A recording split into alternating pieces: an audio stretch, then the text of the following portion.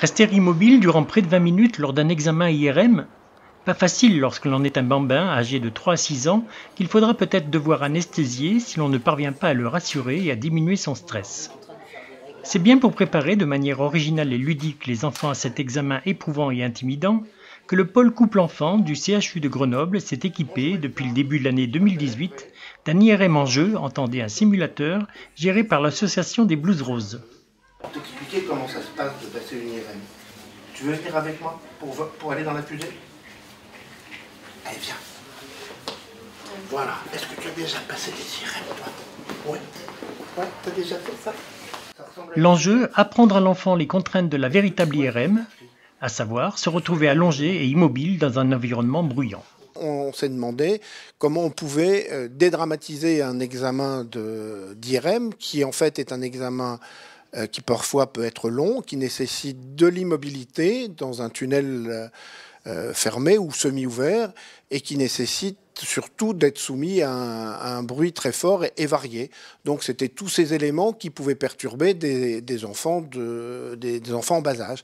Donc l'idée, c'est de leur montrer par le jeu que cet examen est indolore, que quand on sait très bien rester immobile, faire la statue, ça permet au docteur d'avoir de très bonnes images et de pouvoir les soigner plus efficacement.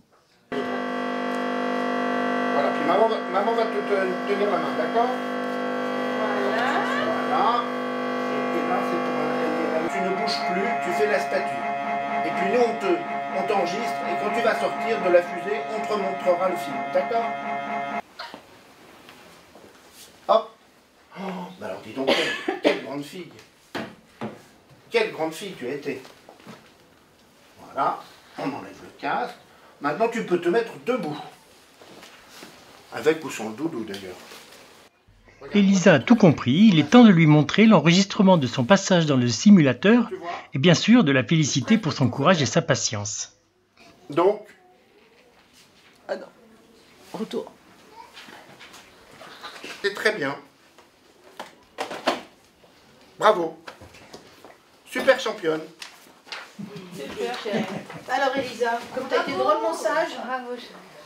Tous les enfants ne sont pas comme la petite Elisa et ne passent pas tous le test de l'IRM-jeu. Pour autant, l'anesthésie ou la sédation ne sont pas systématiques en pareilles circonstances. Ce que nous explique Chantal Durand, médecin radiopédiatre et chef du service radiopédiatrie du pôle couple-enfant. Alors tous les enfants qui ne passent pas le test, on ne leur fait pas d'anesthésie, mais ça permet en tout cas dans la tranche d'âge 2 ans et demi, 3 ans jusqu'à 10 ans de diminuer le nombre d'anesthésies de manière importante et d'améliorer aussi la qualité image puisque là ils comprennent vraiment qu'il ne faut pas bouger alors que s'ils bougent dans la machine parfois il faut recommencer des séquences et si l'examen devient très long, en général l'enfant n'est pas très coopérant au-delà de 30 à 40 minutes. La phase suivante, c'est l'IRM pour de vrai, durant laquelle l'enfant est en contact permanent avec l'équipe soignante. Ok, là tu as fait 3 séries de photos, c'est très bien, tu n'as pas bougé. Et là on a encore 3 autres séries de photos, ça va? Ok, on continue.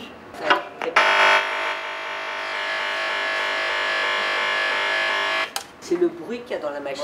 Alors évidemment, on équipe les patients de bouchons dans les oreilles et d'un casque anti-bruit. Si on met aucun mécanisme, aucune protection anti-bruit, c'est le bruit de marteau-piqueur.